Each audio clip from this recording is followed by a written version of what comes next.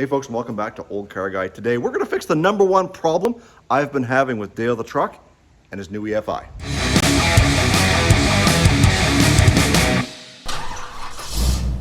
So if you guys remember this, and maybe this, you'll know that right from the very beginning I was having fuel starvation problems with Dale the truck. And well, today we're going to fix that with an OEM style fuel pump assembly that's got the gauge built in from Holley. But in order to do that, we've got to get the truck up in the air so we can get the bolts that hold the box in place disconnected, and then we'll turn the truck around and we'll use the hoist to lift the box off the truck. So let's get that done.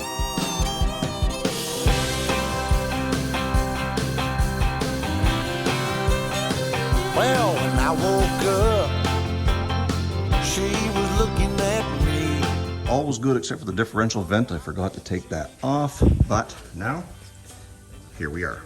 So we've got the box up out of the way here, and we're back down here to the source of the problem. So this is where the Phytech fuel pump is located.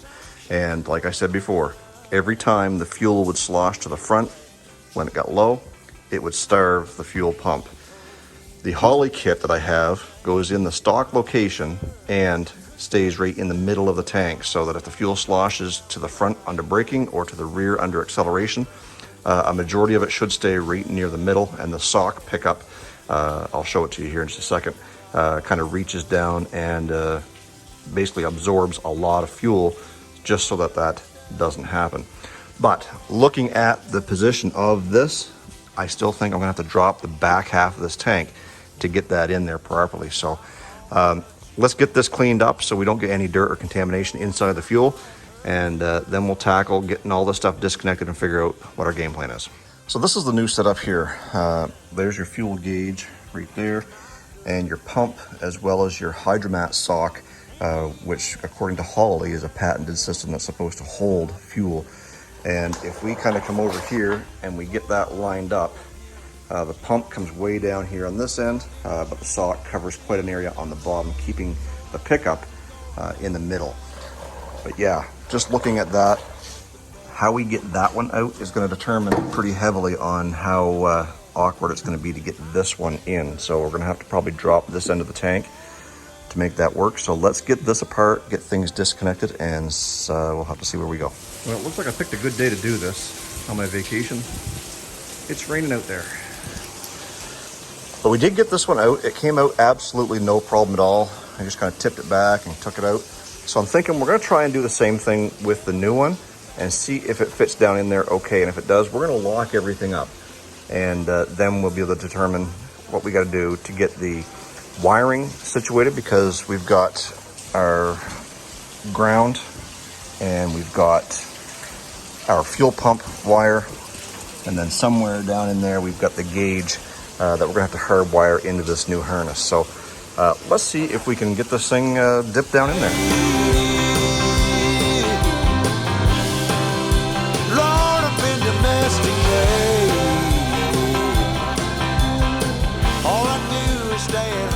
Well, that went a lot easier than I thought it was going to.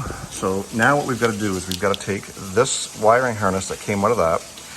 We've got to isolate the ground, the fuel pump, and the sending unit wire. And according to the instructions, it tells me exactly what everything is. So let's get this thing wired up, and then we'll figure out what we're going to do about switching these two AN fittings. So one is the supply, one is the return.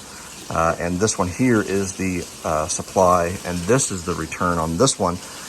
And figure out what we're going to do to get those things on there. So, which I think we're going to end up having to cut these, slide them on there with some Efi Hose Clamps so that they don't come off, because this thing will be under quite a bit of pressure. So let's get this wired up, and then we'll go from there.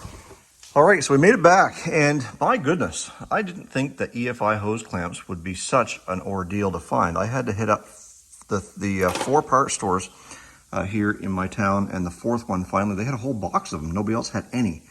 So anyways, we've got that ready to roll. So what we've got to do is we got to figure out a way. Now, I know this is where I've got to trim. But the only way I can find to cut this is to crush the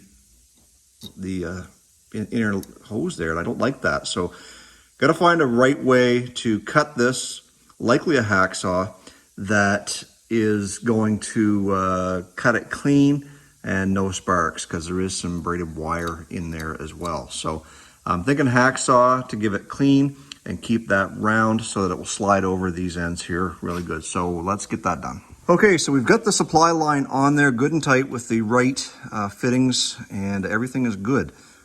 Where I'm running into a problem now is this return line is a little bit bigger. Therefore, this AN line does not want to slide over that. I've even tried a brass nipple to get that to go in, and it will not fit because I don't want to rip that nylon and tear that, because obviously that'll create a leak. So what I'm up against here is trying to figure out a way to get that piece of nylon to fit over that and or that.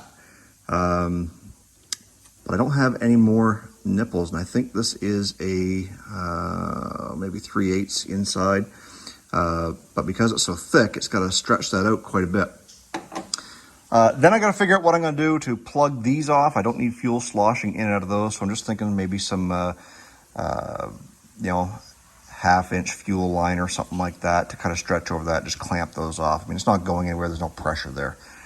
So I got to go see what I can find to make this work. So some of you guys are probably sitting there screaming at your computer screen or your phone right now saying, Jason, you've got those lines hooked up backwards. And guess what? You'd be right, because I'm realizing now that the bigger line is the supply line. And so all I got to do is I've got to take this off and fit it to this and put the return over to here, and we should be good to go. And I did find another nipple here that's going to help me reduce that down a little bit so that we can fit the return line back in the place where it needs to go. So glad I caught this before we got the box back on. But I was going to test it for leaks and everything as well, and it likely would not have started because this return line right here just basically dumps in right over everything, so that it wouldn't have been picking up anything had the line has been reversed. So we'll fix that, and we'll check back when we're getting ready to check for leaks.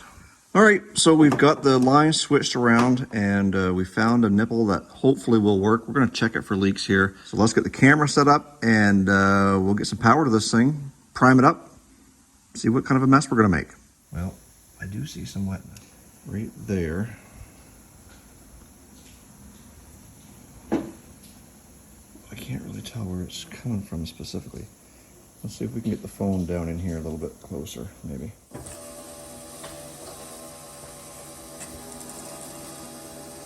Just don't think it's sealed properly. Let's see if we can get that this piece here to seal. I think all of our connections are good. Nothing's leaking. So let's see if we can get that unit set in there a little better. Yeah, that's exactly where it's coming from. It's bubbling down in there and over here. So that gasket might be out of place. Let's see if we can get that fixed.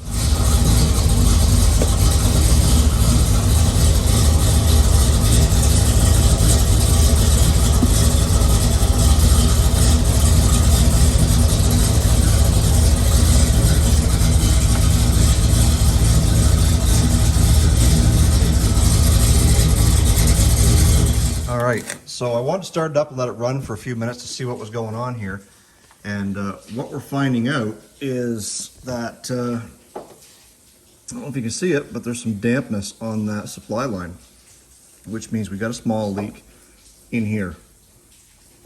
All I had or was able to get was a 1/4-inch nipple. What I need is a 5/16 to make this work. And I think that's what I'm gonna have to do is order a 5/16 and replace that, put that right in there so that that looks after that problem. But we did fix the situation of it leaking around the gasket here. We just had to resituate everything, and everything looks good. I think we're fine there. We're not leaking here, and we're not leaking here, and that was the main thing. So there's no real big pressure on this return line, but going out, we're probably somewhere in the vicinity of 50 to 60 pounds. But got to get the proper nipple. So I'm going to get that coming, and I probably won't see that till tomorrow, and we'll finish this up. So we used these old AN fittings and the leftover line and just created a little bit of a loop. Again, we put a couple of flared bubbles on the end of that so that it doesn't slip off. But there's not going to be any pressure, no return. This is just to keep fuel from coming out of at either of these two passages when it sloshes around. And that is just a vent anyway. So I think we're ready to do another pressure and leak test. So let's do that. We'll hook the battery up and we'll make sure that none of these things here are leaking before we go ahead and set the box back down and call this job done. Then all we've got to do is take it for a drive and see if the problem actually is fixed. On the way in here, it was stalling as I was pulling in off the highway. So at least now with the same amount of gas in it, I should be able to take it for a run down the road, come to a stop, see what's going on. Anyways, let's check for leaks. We'll go from there.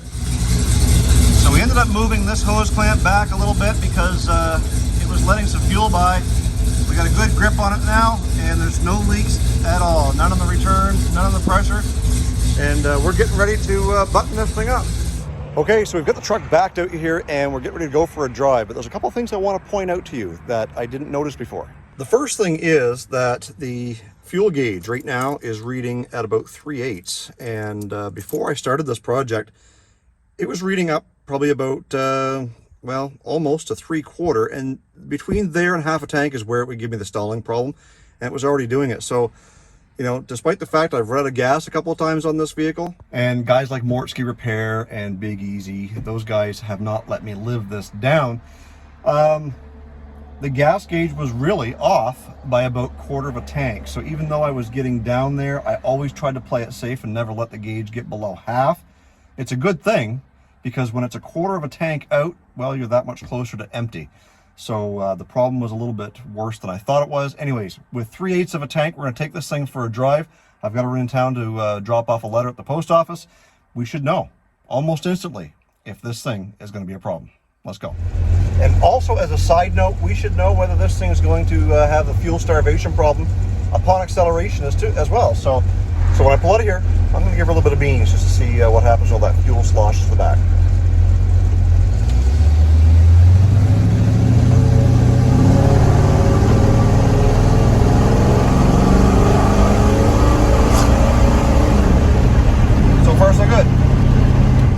Likely we're going to have to yield up here at the traffic circle, and I'm slowing down. Gas gauge is not moving, and I'm not stalling. I think we got it licked, and that makes Jason a happy man. Pretty excited about this now. Well, there you go, guys. It looks like we inadvertently fixed a couple of problems on Dale the truck. So one was the fuel starvation problem. We replaced that with the proper location of the fuel pump. There was nothing wrong with the Phytech. That was a me mistake. I just put it in the wrong location. So now with this Holly set up in the factory location, I have no problem accelerating and losing fuel. I have no problem decelerating and losing fuel. There are some people out there who thought that I could have used different methods. One was putting foam in the tank to help the slosh. Yes, I could have done that, but then I jeopardized again the accuracy of the fuel gauge, that float being able to go up and down, because when you put those foam pieces in, they're all in there all willy-nilly. The other thing was a new tank. Well, new tanks are costly. I paid less for this Holly setup than I would have for the proper EFI tank for one of these trucks. So in the long run, did I save money? No, I had to spend the money one way or the other, but this way here, I'm happy. Everything is done and it's in the factory location. The second thing we fixed, which we didn't even know was wrong, was the accuracy of the gas gauge. So now that it's reading properly, or at least a little bit better than it should be, I feel more comfortable running that tank a little bit lower than half before I realize I have to stop for fuel. So not only do I know that I can let it go a little bit further, but I just don't have that starvation problem anymore. I can go with a little bit less fuel in it and not have to be worried. I can go on trips now and just simply not have to worry about starvation. Guys, I hope you liked this video. I hope it was educational. I hope you learned a little bit, and I hope you were entertained. But nevertheless, I hope that you click that subscribe button down below. Give this video a thumbs up. Let YouTube know that you enjoy what you're watching, because we're trying to build a channel, and make sure you share it out with all your friends. Guys, stay focused on the windshield, not the rearview mirror. I love you. God bless. Let's do it again in the next video.